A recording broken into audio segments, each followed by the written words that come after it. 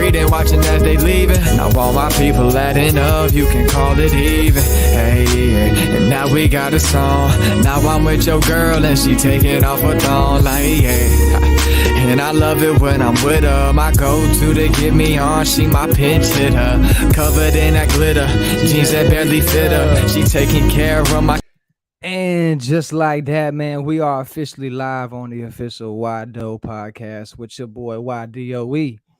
Thank everybody for tuning in. This is going to be episode 12, a special episode, a special episode with a special guest, legendary head coach, the real Coach JB, legend from Compton, California, man. It's my guy. I go on his show all the time. The Hate Me Now, Love Me Later podcast. Check it out. And I finally got him to come through and bless the Wydoe podcast. I'm not going to keep him too long. I'm going to ask him some nice questions. I told everybody if they had some questions to DM me. I got some of y'all questions I will ask Coach. And before we get him in here, let's just go ahead and show y'all who Coach JB is, the man, the myth, the legend, my guy. To lead this bitch victorious. We say who's next. To not let me the fuck down. We say who's next. To light up this motherfucking scoreboard. We say who's next. To put the fear of God in these motherfuckers. Hey, don't be a fucking side chick catching main chick feelings.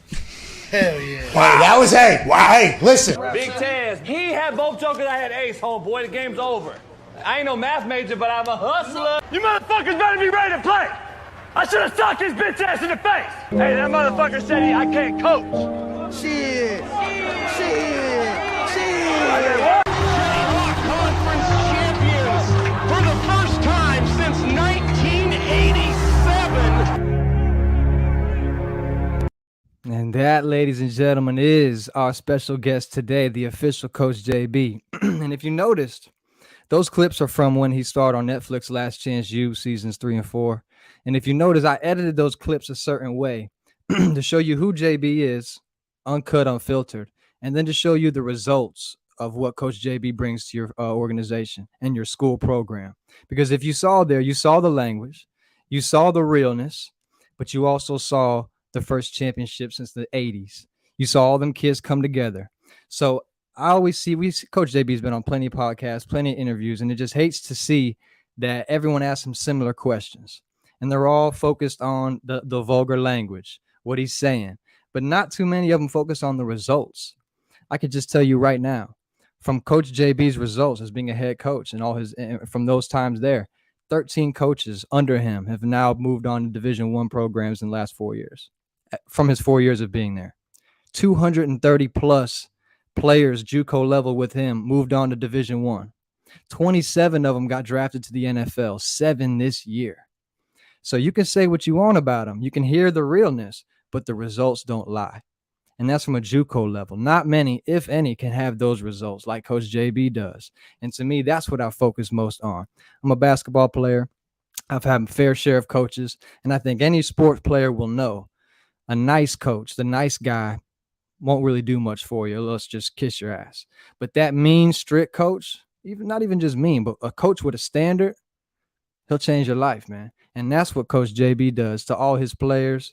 To me, as watching him as a fan, I found out from him through Pat McAfee, rewatched everything, discovered who the hell he was, and I was blown away.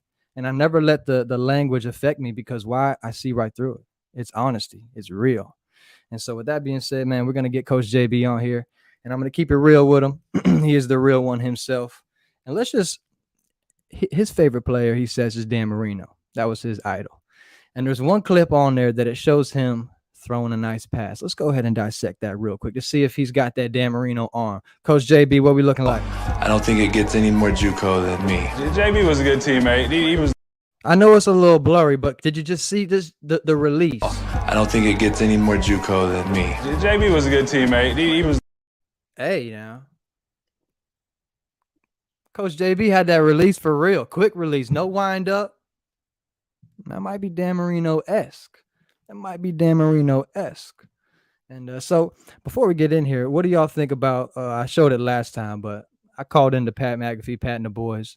And as you guys know, Mitt takes the calls if you guys watch the show. And he might have heard Waldo, whatever he heard. They didn't hear Wydoe, but they might have renamed me to Wydoe. and it's cool. But without further ado, I know y'all want to see him. We're not gonna keep him too long, but the legend's ready to go. Without further ado, my guy, legendary Compton Legend, Coach JB. Welcome to the Wydoe podcast. How we feeling? What up, dog? What up, brother? How you doing? Coach, man, I appreciate you blessing the show. You already know, man. It's great to see you. It's almost a thirsty Thursday again. Right? Hey, gotta replace my shit. Come on, Coach. Come on, Coach. So I'm not going to do the normal interview like everyone else does. I ask you all the list. I kind of just showed who you are. I'm just going to ask some real ones, Coach. So I named off what you've done. I said everyone focuses on what he says, but they don't look at the results. I know you saw the clip I made for you. I edited that in a certain way to show you speaking, you giving it to them, you're on their ass, and at the end you see championship, Gatorade poured, guys going to college, 230 plus D1 players, 13 coaches going to D1, 27 in the NFL, 7 in the NFL drafted this year. Coach, why do you think people avoid and not look at the results and only see the middle? Ah, man. Can you hear me? Yeah, loud and clear. Because perception's reality, man. That's what it is. Perception is reality nowadays, and the problem is people can't handle the truth, number one, and they can't segregate the difference between the truth and negativity. So just because it comes out and it doesn't sound or smell like roses or sound like sweet fucking melody, everybody thinks it's negative. And in theory, it's actually just the truth. And a lot of folks just can't handle it. And that's why you see so much separation and division in the country right now. That's why you see all the youth, basically these youngsters just doing, running amok, man, doing the most. And it's because these parents rather coddle them, kiss their ass, whisper sweet nothings than to tell them the truth. And we were told the truth when we were young. When I was young, I was told the truth, and also the truth of what I did and the consequences that were going to be very truthful as well. So all that tied in and makes you think, all right, if I do something, an action, and it causes for a reaction, and the reaction is going to be getting my ass whooped by my pops or whatever. And I think that's just gone. That's no longer for so many different things. Kind of what I just spoke about, though, soft culture. And, hey, you whip your parents' ass, you whip your kids' ass now, you go to jail. And that's just never used to be that way. Yeah, not at all. And Coach, man, I had to do a little bit of research. You already know, I know you're my guy, but I didn't know a few things. So, and what blows my mind is that it goes 2-time coach of the year, #1 rated offense in all of JUCO. Now we get on Last Chance U. Now the cameras are seeing, and all of a sudden, out of nowhere, now he's the too brutally honest, way over the top. Yeah. And the last year on the show, we went 2-8. And you coach long enough, you're going to have bad years. I don't care what anyone says. You can ask anyone from Nick Saban, Pete Carroll. You coach long enough, you're going to have bad seasons. It's funny, though, that we go 2-8 the last year. Pretty, very, very close, similar, talented team as I had the year we won it. Mm-hmm. And the year before. We were very close. I mean, there's 4 NFL guys on that team. So having said that, though, then all of a sudden I can't coach no more, or I never could. You know what I mean? So it's it's a what have you done for me lately world we live in, and it is what it is, and you got to let that shit roll off your back sometimes. And I don't do the best job of letting shit roll down my back, to be honest. And that's probably something I need to work on. But at the same time, man, it's like, it's funny, though, that I'm the one they say couldn't coach. First of all, they don't show me coaching ever. Right. Number 2, the year before the last season they did was at a school up here in Northern California after my season. And I believe Laney College. And it was Last Chance U season 5 of football. And the year before the show got there, they had won the California State Championship. Okay. The year they filmed him, he went 3-7. It's ironic. I didn't hear he couldn't coach, Right. See what I'm saying? Right. So it's all about perception is reality, and it's funny how shit works like that. And you know, I wasn't going to change, and that is the number one answer to your question. I'm not going to change ever. I wasn't going to change. I may massage my my philosophies and my takes, but I'm never going to change my core values or my mission statement or my philosophy is never going to change. And I believe what happened was you saw that guy on East Mississippi go from who he was the first year to where he was now going to church and shit. And it clearly shows how fake the caddy is. And I'm just like, and I never watched any of the shows, but I was presented all these different things when I accepted to do the show, because I never even knew about the show. And all my coaches had known about it and watched it, but I never did. So I was like, so me and my boss started watching the Mississippi one, and they cut up like a edit version of it so we could see all of the shit, like just, and then you see him like year one, and then you see him year two, he's talking to a priest, and I'm just like, I'm telling my boss right in front of her face at this time, I'm like, I'm not changing. That's not going to be me on this new season, right? And she goes, yes, I know that, unfortunately. Not that she wanted me to, but at the same time, she knew that I wasn't there for cameras like a lot of folks were. And so I didn't really give a shit about cameras. I didn't care about anything but getting those kids, where they could not get themselves, which is the definition of coaching. So that's just what it is. And, they don't see, they hear tones. They don't listen to messages. And that's just what America is about now. Oh, yeah. Hearing and listening are two completely different things. And coach always says that you'll never hear a player say something, a player's parent. And I'm just going to show this right here because I think this shows it completely, coach. I just like hitting, baby. That's it. KD, shut your ugly ass up. I love you too, coach. Anybody told you look like Adam Sandler? So that shows you right there. It's a normal thing. The bond has already been made. These words aren't going to affect what we already know is true. Yeah. It's crazy how the world is, man, and how it operates. Because any coach or anyone from the hood or inner city or anyone that came up through it and real recognizes real, like I always say, they would see that, laugh immediately, and be like, "That's a player's coach. That's a guy that gets it. That's a recruiter who brought all these freaks in here." Because this is what people don't realize, and this is kind of like the mic drop.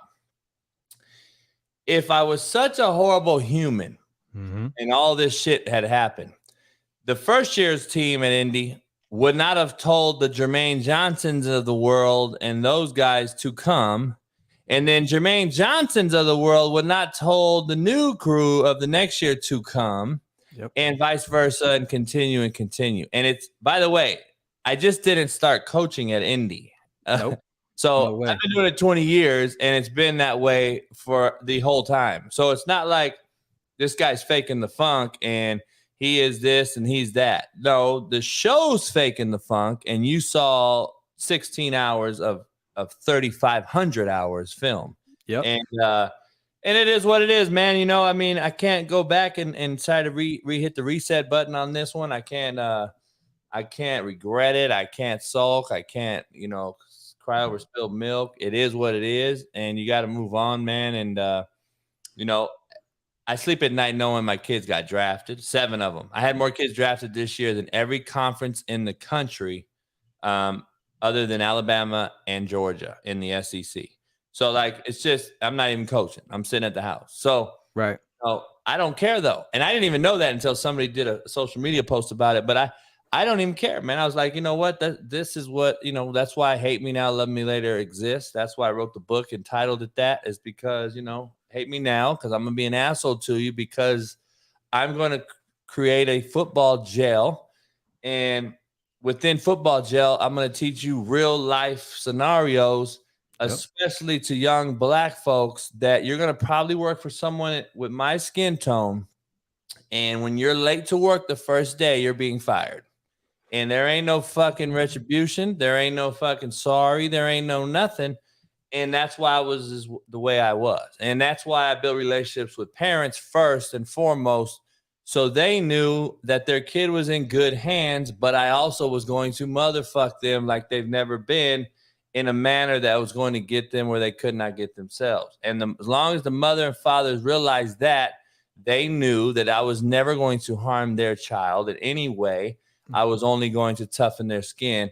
And that's what made me a different recruiter than everyone else. That's what separates me from everyone in the country, in my opinion, is because people don't go to the parents. They go to the kid thinking that's the shot caller. That's not. No. Because you see why it's not. Because kids have never paid a light bill in their life. They've never paid a mortgage bill. They've never put a kid through college. How are you allowing them to make decisions that's going to affect the rest of their life? You can't. And that's the ultimate, the biggest mistake you see by these four-year coaches that recruit the kid. And I never recruited the kid. I recruited the mother and the father, whoever it was, the aunt, grandma, the uncle, the homie, whoever the foundation. And that's what it is. And that's how you go about it. And that's how you build that relationship that's foundational, that's concrete, and it's not going to break. What do you see now? You see cats leaving coaches at an all-time rate because those kids the coaches didn't recruit the parent. Nope. I never had a kid leave me, ever. Never had a kid leave my program for another one unless I cut them or booted them. They've never left voluntarily on. Man, I had cats I had to cut. Great character kids. They just weren't good enough to make our roster. And I was trying to help them go to California community colleges. Mm-hmm. And they said, Coach, there's no way I can leave you. I cannot leave you. And if you help me get a scholarship on being just on the red shirt practice team, I'll stay. And because I gave them the pros and the cons of California. I gave them the pros and the cons of staying here and seeing 150 Division I coaches a week. Yeah. And they said, Coach, we're not leaving you. We trust you. We're going to believe in you. And you don't see that story, even though they filmed it. You don't see it. Yeah. So I would love to get those unedited clips and make my own fucking movie, but we'll see what happens. Hey, Coach, man, I told everybody if they had questions for you, they could DM me, and I got a few of them. If you don't mind, I'll read one. This is from my guy, Big C. He's an 80s baby. He's a big quarterback, was a big quarterback in his day, big white boy, bad white boy. So he wants to know, why doesn't he see any more I-set, split backfields, or wing T formations anymore? Man, it's just because it's a flavor of the month. Football hasn't changed. That's what people don't realize. Football has not changed. I formation is now in the gun and pistol. They created what's called pistol. So now you got shotgun with back behind the quarterback, and that's basically I formation, but now we're in the gun, right? Yep. We're still running downhill power. We're still running ISO plays. We're still running inside, outside zone plays that we used to under center and those other formations that he mentioned. It's about a fad. It's about, we're trying to keep up with the Joneses. We want to make sure we go fast and look pretty and spread it out and do this thing and do that. And the other issue is society. What have we become? What is my biggest harp every day? Soft. Yep. So why would you run I formation? What fullback are you going to find in America right now? Who do you know that's going to want to come in and be a fullback and run downhill and smack a middle backer now? You ain't finding them. So what's happened about 10 years ago, to answer his question, you could tell him what happened about 10 years ago was Cats stopped recruiting fullbacks. Even though they were fullback body types, we started recruiting them as linebackers. And then we started recruiting tight ends as D ends because the body types were similar. So we started projecting, what we call projecting at that level, next level. We projected them to play another position. So what happened was we started projecting them to play different positions, and it slowly eliminated fullbacks, big husky inline tight ends. It stopped that type of stuff. And when you get in double wing and wing T and split back and all that shit, you got to have some dogs on the edge. You got to have some heavy bodies on they want to block downhill for the puller, and you don't have that no more. You're not finding it. But see, I still did it a little bit. And even though I window dressed formations, I still did it, even if I brought a motion guy in to come crack somebody or go inside. I'll tell you, as we've gotten softer, the defensive players have gotten softer too. Don't make a mistake. Yeah. So if someone were to get a team to buy in and get back into I formation and shit, which I would do if I coached again, because I still was doing it a little bit. You would pound people and you would kill people and dominate the line of scrimmage and control the clock. And you would win games like no one else, because nobody wants to see that shit no more. So if you threw in a prime Mike Allstott, it would be effective, you think, if everyone switched to that? Linebackers don't want to take on no fullback. Linebackers they will turn it down if a cat keeps hitting them in the mouth. Especially them Falcons. They are going to turn it down. That might not be play 4. It might not be play 8. They may smack you and talk shit, and they think they're doing it. Play 15, play 21, play 59, and you're still doing it. Trust me, them backers are turning shit down. Yeah.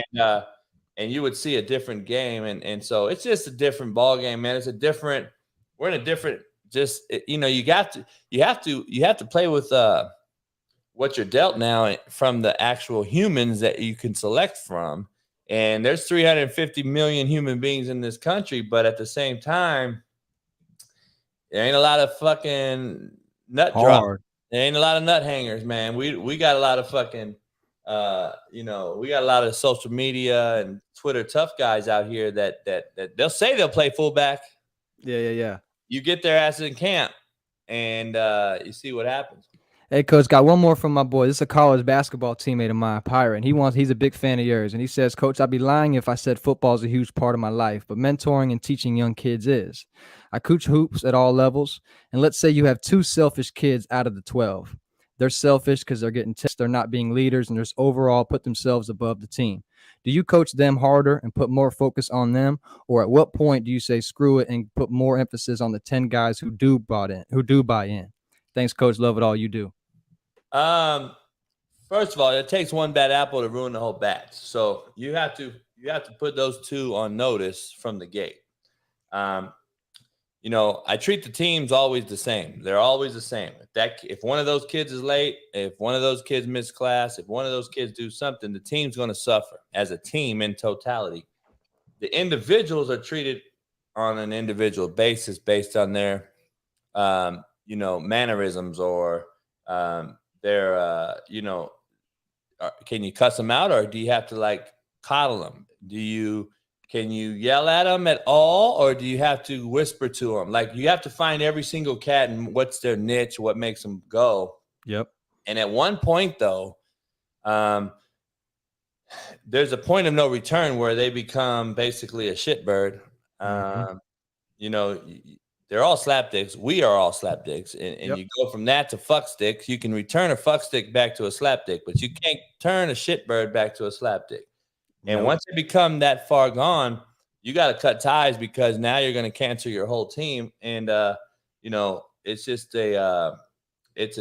cancer spreads like wildfire, man. And it's, it'll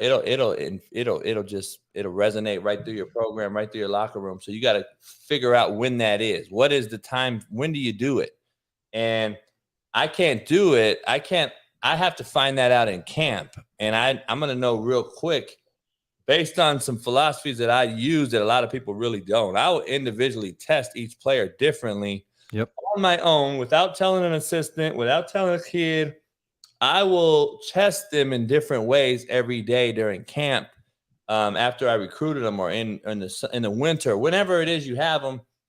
And I'll know right away, based on the character evaluation that I have, I believe that's different than most. I'm going to judge your character real quick. And I'm going to say, okay, this guy's not going to make it, because he can't even take me yelling at him in January. And if for basketball, for instance, I can't yell at him in June, then he ain't going to make it to January. So he don't work hard. He's lazy. He sucks his teeth. Got horrible body language. Then you start seeing these different things from these guys. And then you have time. If you have time to mold them, then you start bringing them in. You start giving them assessments. You start doing exit meetings with them and say, listen, man, this is what's going on. That's why I put everybody on a point contract. I put them on a point contract. That's why I put everybody on. That's why I grade every player every day. So that's what you saw with the jerseys, the pink, the yellow, the black. And they get the results every day. we grade them every day, man. And it starts in class, it starts in the weight room, it starts in practice, whatever it is. We grade the day. We don't just grade certain portions of the day. We grade everything. And that's why we end up grading kids 3 times a day. We grade them at 5 a.m. in weights. We grade them later after practice. And then we grade them at night once we get a report. Okay, this kid missed class. Well, automatically pink pussy shirt. You know, you're getting a pink shirt because you got a minus now. But coach, I got a plus in the weight room this morning. Yeah, good. You too bad you failed and you're not going to go to college anyway, so it doesn't fucking matter. So you got a minus. You're going to wear a pink because you're a pussy. Because mental fortitude is what the big thing is. And a lot of these cats don't grasp the concept that, and I'm talking coaches. I called the coaches cats in this regard. A lot of these coaches don't get the fact that you cannot want it more than these kids. And once you start thinking that you're going to get them to want it as much as you failed. And you need to cut ties, cut bait. Because if they have no self-motivation, you're pissing up a rope in the wind, and you need to cut bait. Because at the end of the day, if they have no motive, if they can't motivate themselves to do what's supposed to be done and get where they're supposed to go and do what they're supposed to do, then all your yelling, all your screaming, even all your loving and hate and hugs will not matter. So find out what they have, what they possess. Try to see if you can get them from a fuck stick back to a slap dick. But once they hit no return, man, it's a wrap. You gotta let them go. I appreciate that, Coach. Now, I know you don't like to watch the show back, but I have a little clip to show you, and I'm gonna see if I got a question for you on this. We better find a guy, man. I'm just telling you. Coach, I don't want to fucking hear your mouth. I'm tired of hearing guys talk back, man. Just say yes, sir. Coach, you fucking hired me. I don't know no better. I love that, Coach. Now, let me ask you, as a head coach, how much percentage is it of your job to coach the players versus coaching the assistant coaches? It's about 80% coaching coaches, and it's about 10% coaching kids, and it's about 10% coaching yourself every day when you come back in the office. Because this is what people don't understand.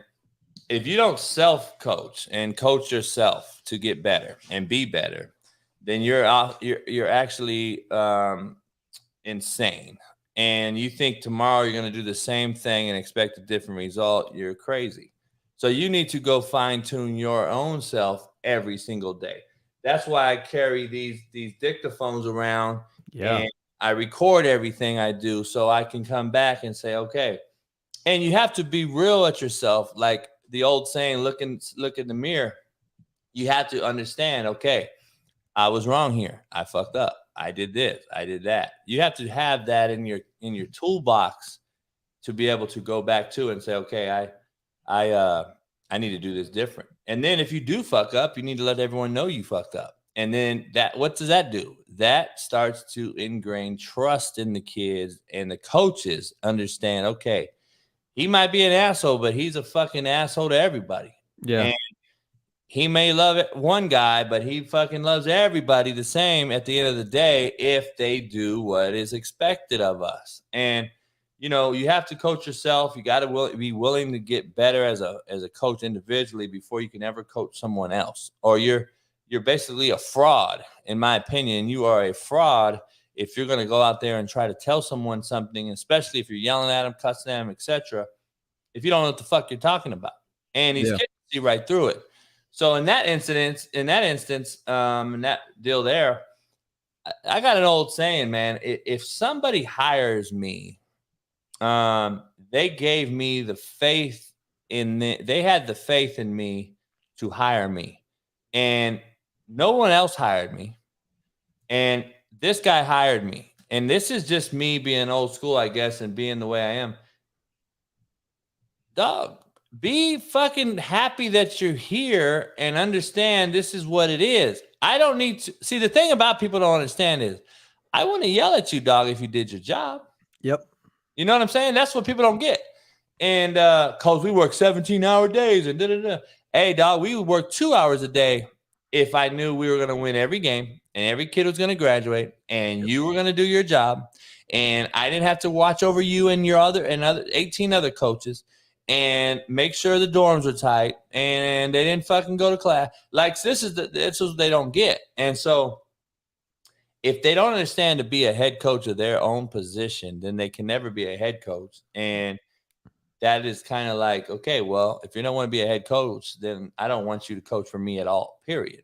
Yep. But in that instance, I'm telling them basically, man, fucking stop making excuses. Own it. Find a way and start being part of the fucking problem. Let's create a solution.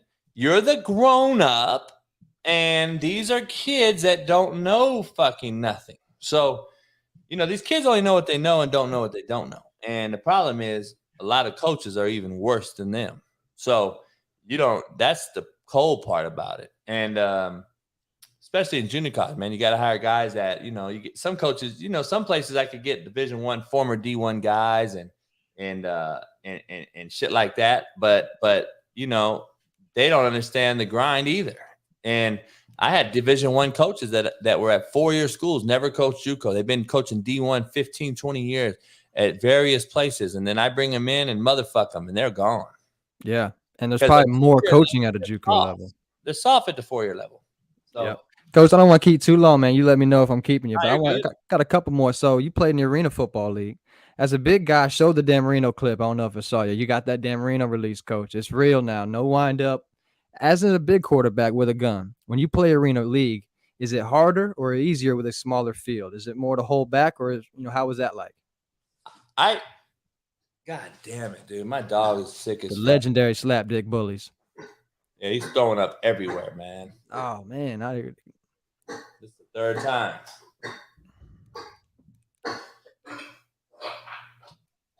Good. Nothing came out. I don't know what's up with Ash. Is Ash there throwing up? God damn it, Ash. Fuck. I don't know what's up with this dude. Arena League, I struggled in Arena League, man. I really did. I struggled a little bit because it's a small field, 28 yards wide, 53 yards long, and you had ex-NFL guys playing it when I played, early 2000s when Arena was really cracking. It was popping. It was big time. And I struggled because I've been 11-man so long, big field. I come to this deal, and it was a different animal for me. And I kind of struggled on it because everything is so much quicker. You got to have so many more anticipatory windows to throw in. Mm-hmm. With your brain, you got to use these anticipatory windows before you ever even throw the football. And when you have this field that's condensed and you got different rules and guys in high motion and different things, it was just a different ball game. So I love the environment. I love the game. I loved watching it. This is gonna sound crazy. I love watching it. I love see my teammates. I hated playing it. So it's a kind of ironic deal, but that's just the truth, man. I hated playing it. I love being in it. It's only 19 of us. It's 21 on the team. 19 traveled. There was no backbiters, no haters. Everybody was tight. We went to Hawaii twice. We went everywhere. And it was good times, man. It was a great group of cats, man. We still talk to most of everybody, still talks to this day from that team. And the head coach at the time played in the NFL for a long time. James Fuller played against Dion, and he was on the Eagles for a long time. And he's still coaching Arena League to this day. And it was good times, man. But I just didn't enjoy the actual playing game itself. Yeah, because I'm not just runner, so I was a guy that was going to sit there and take it in the chin, get the ball off. You couldn't do that in that league, man, because the route runner is already out of real estate, and I'm sitting there holding it, and I'm sitting there trying to move guys with my eyes like I would an 11-man. You just can't do it. So it was most quarterbacks in that league succeed after they've played 3, 4, 5 years. And they adjust. Yeah. For me to come in that first year and I struggled, man. So, but it was fun times. Though. It was good times. Yeah, and the ball size is the same ball size. Or they have a little different one over It's there. an NFL ball, basically. Okay, cool. Yeah, it's a good ball. You could throw the hell out. NFL balls are great, man. You could throw the shit out of an NFL ball. They're thinner in the middle. They're longer though, so you can throw a lot. You could throw great spirals with them. College balls are fatter in the middle. You got to really be able to have big hands. Succeed. I could throw a ball. I could throw any ball. To be honest, pretty good. I can spin that shit. But yeah, the arena balls are basically NFL balls, so they were good. They were fun. So, Coach, as a recruit, when you're watching film versus watching them in person, are you looking for different things when you're watching each? Say it again. On film, So, like, compared if you're scouting a kid and you go watch film on them and then you get to see him in person, are you going to look for different things while you're in person than you would have on film? Oh yeah, it's not even close. So the film got me to go see him. Okay. Or I wouldn't be there. The film got me to go see him. I'm going to go see him. And when I see him, I'm not even watching him really play football. I'm listening to what he says. I want to hear him. I want to see his body language. I want to hear what he says. Interactions. Is he a shitbird? Is he an eye guy? Is he a team guy? I'm going to see all those things. And then I'll do a home visit. And then I want to see his environment, where he was raised, who raised him, what his interaction is. And I'll tell you right now, I don't know about 4-year schools. I don't know how they evaluate cats no more. But how you speak to your mother is, I've got up and walked out of houses. And I've told them before I leave, I said, listen, I have to let you guys know this. I'm leaving. And I just got there. And they're like, what do you mean, Coach? I said, I'm leaving, but listen. I said, I want you guys to understand something. And it goes for you, Mom, and you, son. I said, how you speak to your mama is a flat out fucking disrespect, and you should be fucking chokeslammed. And I'll straight tell him right there. The mom just drops her jaw. And I look at the mom and I say, and you, Mom, should be chokeslamming him right now in front of me. And I said, for you to sit there and take it and still do what he said is the sole reason I will not recruit your son, because of how you are raising him and how you are acting. And so I'll get up and walk. I said, well, good luck. And they're just fucking silent as a pin. You can hear a pin drop, dog. I've done that probably 20 times in homes. And I can imagine. It is what it is. Most guys won't do it, because you just drove 5 hours to meet this kid, or you just flew in. I don't give a fuck. I mean, I'm not going to jeopardize that for my mission statement and my core values that's back at the school. So that's just what it is. And if you can eliminate cancers before you get them on your campus, if you can eliminate them in the recruiting process and never bring them, to me, you're even a better recruiter. And people don't grasp that. They can't even understand that. And it's an all day, every day revolving door on this thing. And this is what has to happen. Yeah, because a lot of my boys that were football players and stuff, when they had people come to watch them, they thought it was all focused on, I got to ball out. But what you're saying is they already know you can ball. They want to look at everything else. And I'm not even there. So the film, I saw you can play. And then I'm there at the school. I either talk to the coach and get the grades, or I get the grades by either going to campus and seeing the coach, or I get them over the phone. Now, if the grades are shit, then I'm not even going to be there at the game anyway. Now, if I'm a JUCO coach, then I'm going to be there, because I'm obviously know you cannot make it to the 4-year school. Right. But if you're a 4-year school, there's no reason to even go if you don't have the grades. So, you're not even going to see me at your game. Wow.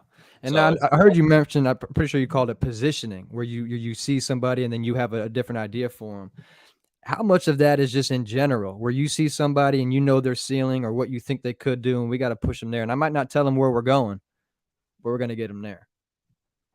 So say it again. So you're talking about moving guys around? So not necessarily moving guys, but just if they think they're the star linebacker, this guy, but you have a different plan for them. How much of that is per position? Not necessarily going to switch them, but I just have a different plan of your role here. It's you kind of want to mention it to them during the recruiting process, which no one does. No four-year school will ever tell that kid. So like this is real shit right here. A lot of guys won't tell you. So in a staff meeting, we're sitting in a staff meeting, let's just say, and this goes from Pete Carroll to fucking Sarkisian to Lane Kiffin to Nick Saban. They're in meetings with their staff and they're saying, we like this kid, but he's not a receiver. He's a fucking tight end, or he's a DB, or he's a linebacker, a jack, or a Jill, or whatever you guys want to call him. And so we're going to go in there and recruit him. All right, coach. So we're going to go recruit this kid. But remember, he's a receiver. Yep. He thinks he's the next fucking Michael Irvin. He thinks he's going to play receiver in the NFL.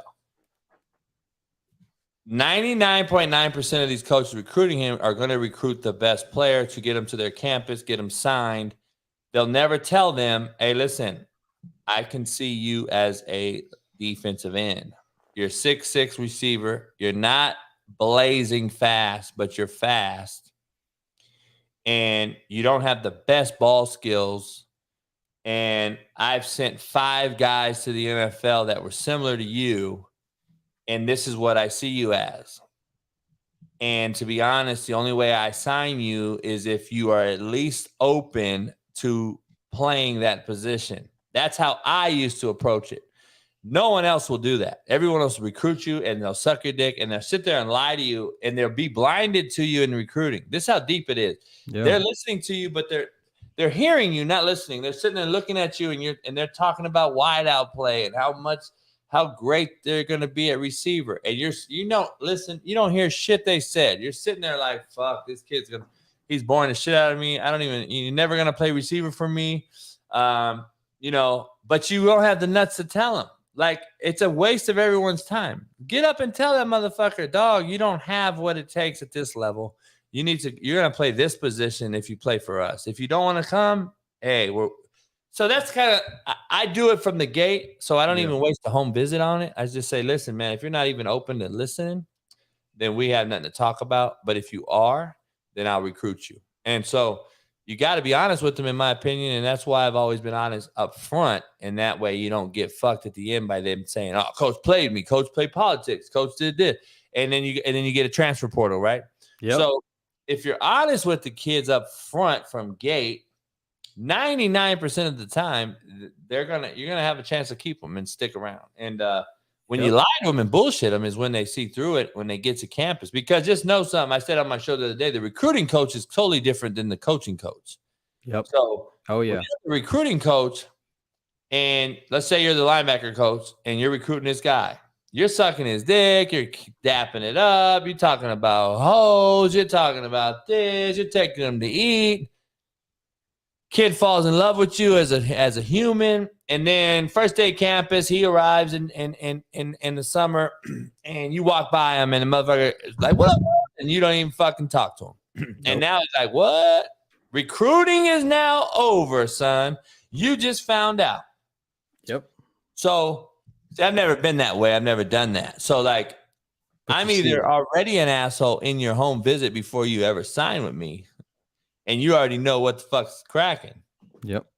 And you chose to come here because of that fact. But I have that it factor where, damn, he's an asshole, but coach is real. He cool. I get him. You know what I'm saying? It's just very far few between those type of guys. I don't know if there's a lot of those guys floating around there coaching, but, parents would drop their kids off at Indy during summer when we had reporting day, 200 kids. And parents would be in the auditorium, and I straight told them all to stand up. I said, please stand up. And they stood up, and I said, parents, I just want you to know, you can sit in here and listen to me, but I will not take one question from you. Your sons have signed here to come here. We've recruited your son. We've recruited you. They are in great hands. I've told you what to bring. I've told you what to do. And now you're going to see Coach Brown. And you may not have seen me throughout the whole recruiting process. But you can sit in here or you can leave. But your son's going to get motherfucked. And you may get motherfucked. So just understand, this is how it goes. And so a lot of parents stayed in there, man. And they actually they took it, and it's a thing I've done for years, and it's always worked out in my benefit, man, because the parents get to see. I tell the kids to turn around. I said, tell your parents goodbye, kiss them, hug them, and recruiting is over. I'm your daddy now, motherfucker. Yep. And that is what it is. And man, that's what Division I guys that played at Alabama, that they already played at Alabama and are in that meeting. And they're coming to me to get back to an Alabama. And there's a reason you left Alabama. That's what people don't get. You fucking left there for a reason. You're damaged goods. Now I have to rebuild you. I have to remarket you. I have to fucking you have to understand, I'm going to recreate you and make you presentable again. And football's not your issue, or you wouldn't fucking be here. Nope. You already played at Alabama as a freshman, and you were an all SEC player. So why the fuck are you here at Independence, Kansas? It's not because you couldn't play. It's because you're a fuck up. Yep. And now you're in JB's football jail, and you either get out or you stay in. And staying in means you can get kicked out, but that means you're still in it because you're not going back for a year because you fucked up. And not to cut you off, most Division I coaches, 90% of them believe and listen to my word because they know me and know who the fuck I am and what I say I mean. And they're gonna say, okay, damn, if JB don't recommend it, I'm not fucking with him. I mean, there's coaches they filmed on that show that are like, I'm in there and they're like, Coach, what's up? I go, fuck no, Coach. I said, I wouldn't take him for a no. And they said, thank you, sir. And never recruited the kid. Take it and go. Netflix filmed it, but guess what? You know, you want to show all the negative shit I did, even though people might think that's negative right there, that's actually real positive shit. And they knew that, and they knew they couldn't have showed it. See? Yeah. And that's the difference, and that's why they kind of, it is what it is. But you prevented taking the wrong player, a player in the wrong spot. You prevented all of that. Put my name on a kid. You see what I'm saying? I'm not putting my name on you if he's a shitbird, because he's going to go there and do something. And if I'm not sold on the kid, then I'm not selling him to you. And that's just what it is. It's called integrity, man. It's basically what it is. It's moral compass, integrity. It's fucking doing what's, the right thing. Like, yeah. Is what it is. We don't have that anymore. Like, we've lost that in the 4-year level. At the 4-year college level, I see a tweet that one of my players been offered by Alabama, and I'm sitting there like, hold up. Well, Alabama never did it. I know that's a bad analogy. Let's say LSU. LSU offers Jermaine Johnson. Really? Why you didn't call me? How do you know that motherfucker didn't rob McDonald's last night? How do you know that motherfucker don't have a fucking all Fs? Like, that's what I don't get. And they've lost, 4-year schools have lost their foundational core value in communicating with high school and junior college coaches when they recruit their kids, because solely of either social media or keeping up with the Joneses. Yep. What I mean is, Alabama offered them on Twitter. LSU offered them on Twitter immediately. Never contacted the coach. Never found out anything. Oh, Alabama offered him. We got to offer him. But that's not how it goes. See, I would never do that. Fuck no. I'm going to fucking research my shit, because Alabama may bust. They may hit something bad. They're in a race. So it is what it is. Damn, Coach. Hey, man, so I'm not going to keep you too long. I do got to let everybody know it is SlapDick season, SlapDick certified. And I'm going to go ahead and pop vodka off. Drops next week. I got my boy Big C asking about the vodka, man. We need that in Florida, Coach. Oh, yeah, the vodka's dropping. It'll be on the website, CoachJBStore.com. It'll be on the website soon. And then we're actually tweaking the whiskey, by the way. Nobody really knows this. We're launching a still SlapDick, still very close to similar, but we've lightened the sweetness, and we got into a connection with even a better whiskey. 8-year aged barrel, and the whiskey itself is like, my shit I think is very one of one. It's premier. Oh. This shit right here, dog, shit's on my shit.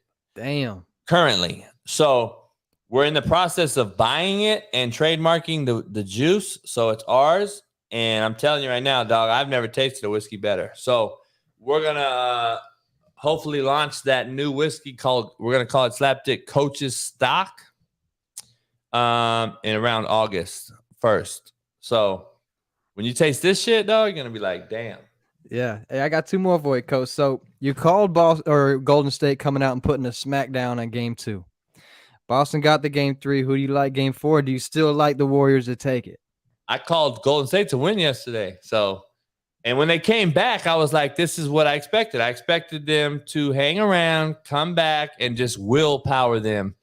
And it's funny, man. The other day I said Boston looked old and slow. Couldn't keep up with them. And Golden State, I thought, dominated them first 2 games. Like, to me right now, Golden State should be up 2-1, right? Because if Golden State was up 2-0, I would have bet my house that Boston won last night. Do you know how it is? That's just how it is. That's how NBA always is. Yep. Now, last night, Golden State looked like they went through the motions and were like, fuck. And this is the truth. I'm going to be honest. This is going back to recruiting and character evaluation and knowing players and knowing this generation. Draymond Green's still of this generation. Yeah. And he is like a Malik Henry on my show. Malik Henry comes out, balls out. We're winning. Team loves him. We win it all, right? He is a shitbird. He's doing his own thing. We're losing. We lose, right? It's a very fine line. Draymond Green it has never, ever been Steph Curry's team, in my opinion. It's been Draymond Green's team. And people that can't grasp that concept because he can't score and he don't score and he don't do this. He is... Just tell me, when he was out, what was their record? When he was out against Cleveland in the finals, what happened? When they were up 3-1 and he got hurt, what happened? Steph Curry's not... So you're telling me the guy is Steph Curry, but he couldn't win one game without Draymond?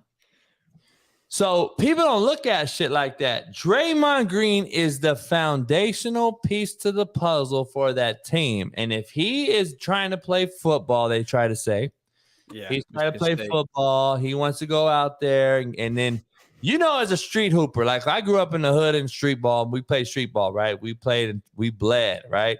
Oh, yeah. We played basketball like football in the street. Oh, yeah. And fouls were called at a minimum, right? We didn't say and one too much. No. So the thing is, though, how often have you even yourself, if you look back and reflect, got caught up talking so much shit, you became horrible that day. You were shitty. You were talking so much shit that you were off your shit, right? I've done it. I've done it in football. I've done it playing hoop. I've done it golfing. Betting on golf and playing, I'm talking so much shit because I'm pin high. I'm right by it. I missed the putt, and I'm so adrenaline it's so high. Your endorphins are so high, and you end up fucking up. You just get jittery. You miss shot. So Draymond Green needs to shut the fuck up, play his regular game. Right now, he's caught up in playing this bully ball, trying to get their team back in it. Yep. That's not what happened. You were winning that game by 20 game 1. You choked it off in the 4th. And I listened to Stephen A today. I don't necessarily disagree with everything he says. I always disagree with an analyst trying to critique a coach like Steve Kerr. I'm never going to agree with a guy that's never really played high-level basketball to say, okay, you should play Kuminga, Moody, younger, taller, longer. I don't necessarily disagree with him on this one, only because I've been telling everyone to play Peyton, Moody, and Kuminga forever. Yep. Not only this series, but I think it would have helped them in Memphis to take the load off. I think it would have helped them more. Looney, to me, is too big and slow, even though he can be big in the paint and all that. But if you look at him and then look at Robert Williams for Boston, Robert Williams is a fucking jackrabbit. He jumps around. He gets off the ground, up in the air, back to the ground faster than anybody on this court. And just as being an evaluator of talent, it's crazy how game 1 and 2 Golden State look like light years ahead. Yesterday, Boston looked like they got light years ahead. And I have to point out something. Look at the history of the NBA Finals. When have you ever seen a 3 or 4 day in between games? Yeah. That has something to do with either your psyche. So let's just say an older team, you may think it rests you, but it also fucks with your psyche. And then a younger team, from game 1 to game 2, I bet you if Boston would have played the 2 days later, they could have beat Golden State in Golden State again. Yep. But you take 4 days, and now the older team has you by the nuts, and it's like it's just fucked up. It's very calculated, man. And I don't know. I don't believe the NBA ever wants a sweep. They never want a sweep. They never want a game 5. They never want a gentleman's sweep. They want it to go 7 every time, and they're going to try to make it happen, man. And I'm still going to go with Golden State because I picked them. But fuck, man, I don't know. Clay balled last night. Not really. He didn't ball though. See, that's the problem is you're right. Points, but didn't ball. Like that's not their team. That's not their flow. Nope. He's the guy that scores 40 off of kicking. Getting kicked to him. He's having to generate his own shit now, and he's struggling because, in my opinion, they don't have any penetration. Poole is showing that this is too big for him right now, and I don't know. I would almost want to play some younger guys in this, and just in certain spots, like especially in the fourth quarter. Yeah, like start Kuminga, Moody, and Peyton with the Clay and Draymond, and see what the energy's like, because you're getting beat the fuck up in the fourth. You're winning the third, but you're getting beat the fuck up in the second and the fourth. So, like, I don't know. It is what it is. I'm not a basketball coach, but it's funny evaluating this shit like this, because in the end of the day, is it being controlled by the time off? Steph ain't gonna miss. I hope he don't miss. He'd be soft as shit if he misses a game. But I don't know, man. I think I'm still going Golden State 7. I picked them going 6 yesterday. 6. It can still go 6, but I don't know if they're gonna win. 3 in a row now. Yeah, you hit it. I think you see Draymond like forcing the physicality. You just need to be you. He's an idiot. Weird. I never liked the guy. I never liked his play. I don't get, when he can't come out and say you're the best defender ever. Dennis Rodman would shit on you. There's about a million other guys that would shit on you. And Dennis Rodman, by the way, people don't realize, coming out of Southern Arkansas or Arkansas State, wherever he came from, he was a scorer. Yep. Dennis Rodman could score if he wanted. He just chose, when he became funny style and became that funny bunny motherfucker, Carl's Jr. and Madonna, fucking wearing drag, he became this guy that said, you know what? Fuck all that. I'm going to make my money doing all this other shit. I'm just going to play defense and rebound. And he was so focused on that. He was a fucking, he didn't need much more. And with Pippen out there guarding the wing as a lockdown guy too, and then you got the killer Jordan, like there ain't much more. Just think about it. Steve Kerr was on your team. You won with Steve Kerr. So let that sit in. People don't realize that. Is there a Steve Kerr playing right now? Like Steve Kerr would get assassinated by a fucking Caruso. Yep. Just think about it. And Kerr was the dude, and so was Judd Bushler and some dudes like that on that team. You got Craig Hodges. You had all these different shooters. But athleticism, clear and day, is better now. But nuts and guts, please. I'm taking a big shot. With Gary Payton, man. 90s were the best era of basketball I've ever seen or been around. And I think it'll always be that way. So, Coach, last one before I let you get out, man. I got to show you this. To lead this bitch victorious. We say who is next. To not knock me the fuck down. We say who is next. To light up this motherfucking scoreboard. We say who is next. To put the fear of God in these motherfuckers. So where does the we expect, who expect come from? And do you believe the hype before games is overrated or underrated? It's overrated. I've done it every which way. I've done it every which way. The motivational speeches, man, I've always done since I coached. So I've always done those. And they're prep. I prep them throughout the week for that opponent and how my team's looking in practice and how they're feeling. And I'm saying, okay, what is my theme going to be? And that week, for instance, was we expect. And our guys did not understand what it meant. They didn't get it yet. They didn't get it yet. The lights were too bright. We had Netflix out there. And,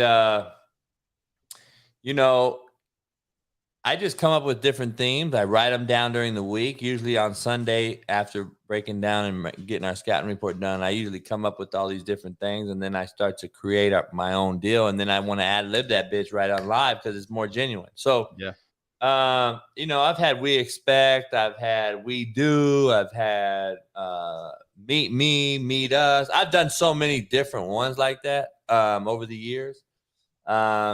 I've even done biblical ones, dog. If you could have fucking heard those, most motherfuckers, I would have been canceled long ago. So, I've done different things using different, so-called terms or acronyms or whatever it may be. Yeah. I've done so many different ones, but We Expect became famous off the show, but I've been using We Expect for a long time. I was doing that in 2007 at Compton, 2009 at Shady. I was doing it at Cabrillo High School. So I've done it everywhere. But I've always changed it up. Never done the same one twice in a season. And I've always changed it and got better. And I think people that continue, like you watch ESPN, man, it's crazy. You watch ESPN. Let's just say Richard Jefferson came out on NBA Tonight with Perkins and all those guys there on the show, and he came out and blasted the NBA for trying to shorten the season. Yep. And then the next day, he has a private interview with, let's say, someone else. And he literally says the same thing he just said on the show the night before. And this happens every single day in the media if you really watch it. It also happens in the comedic world with comedians. And if you stay tuned and really peep them, they're saying this, that they're doing the same show they did on Netflix as they're doing in Washington, D.C. live. And you're starting to think, okay, this motherfucker just memorization. He's not really the motherfucker. I never want to be that guy. I wanted to be the motherfucker. I'm going to be different every time. I'm going to be new. I'm going to be genuine. I'm not going to fucking repeat and delete the same shit and be this guy that's like, okay, you just said that shit. I saw it on Twitter. Richard Jefferson, you said the same shit last night. Like, be different. Be unique. Spin it in another way now. You dropped some shit last night, and I agreed with it. But then when he does it on ESPN the next morning and says the same fucking thing with Jason Williams and fucking all, I'm just like, dog, you just said the shit, homie. So I know that he's planning that shit. He's prepping that shit, or he's being coached up to say those things. Mm-hmm. And that's what I never wanted to be. I wanted to be original, OG, unique, shit like that. So, and real, recognized real, Coach. Man, I appreciate you coming on, Coach JB. Any last words, man? I appreciate you blessing the show. You're a legend, man. Appreciate you having me, dog. What do you do? How do you do these? You launch them later or what? We're doing it live, and then it'll just be up. A couple viewers live. Got a lot of fans of yours that are watching in live right now. Then we got a few that'll tune in, but we're just getting it slow, Coach. We're getting to go. You're the first big interview I had, first big guest, so I appreciate that. And everybody can tune in and watch Coach JB on his show, which is the Hate Me Now, Love Me Later podcast, available everywhere. I'm just video right now, but he's on the audio side everywhere, all platforms. Yeah. We gotta chop it up, man. I'll try to get you on my network. Always, Coach. Hey, we might have to make a Wydoe JB show sometime in the future. Yeah, no doubt. We'll do it once a week or something. Yeah, easy. Well, Coach, man, I appreciate you blessing us. Everybody go check out some SlapDick whiskey, SlapDick cigars. We always appreciate the legend. Coach JB. Hey, I appreciate you, brother. You already know, man. Have a good one, Coach. All right, you too. Man, for anybody watching, I appreciate you. That's my guy, Coach JB. I'm 3 shots deep. If you didn't notice, might as well pop a fourth. I thought I saw my dog, Big C, in the comments saying he's taking shots with me. So if he's still here, I'm on. And now, I don't know, man. JB is a crazy motivator to me. I've always seen past the bullshit and seen the real. And so, it couldn't be any other coach. White boy from Compton, speaking like that. The impact is what I see the most. Okay. 230 plus players go D1 from a JUCO level. That to me says it all. He mentions Nick Sabans. He mentions the Jimbos, the Sarkeesians that know him, that say, bro, I don't even know how you accepted the Netflix deal. I would have never let them film me because of what I say. And to me, that just shows it all, man. And I hope everybody's having a great day, a great week, a great month, and most importantly, a great life. Okay. How you living? I hope it's great. Today, I got my ass rained on at work. Okay. Wasn't great, but we just had a great podcast. Got a couple shots of whiskey going down. Let me just say, SlapDick whiskey. I know I've shown it a few times. Might even, look at me, spinning it the wrong way.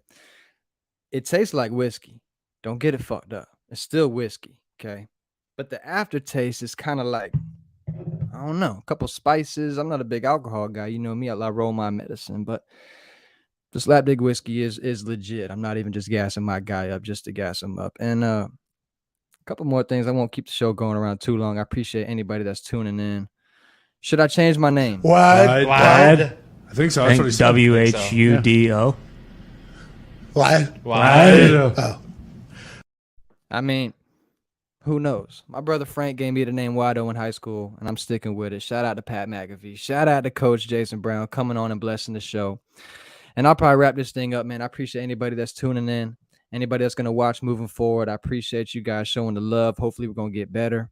I'm trying to get better. I was worried. We had a storm in Florida. I had a crazy storm today. I was worried I was going to lose power in this bitch, but we made it. So, I appreciate everybody. We're over an hour at this point. I'm going to go ahead and rewatch this, make sure I didn't fumble my words or whatever. We're getting better. And if anybody wants to come on to the Wydoe podcast, share your product, share your story, please hit me up. It's only a video link. I'd love to get anybody and everybody in here.